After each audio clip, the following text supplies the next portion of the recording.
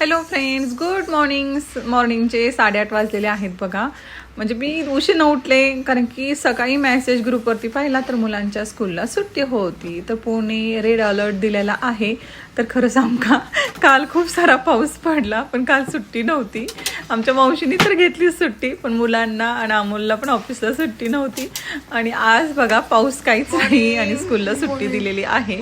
हे अशा प्रकारे हवामान खात्याचं आपलं चालू असतं. 10:30 वाजलेले आहेत. चुकू काय आमचा उठलेला नाहीये, त्याला उठवायला मी आलेले होते आणि उठायचं नावच घेत नव्हतं बघा तो. असं कधी कधी होतं बघा, नेमकं सुट्टी आणि निमिष तर खूप म्हणजे आमचा चुकू खूप खुश झालेला होता.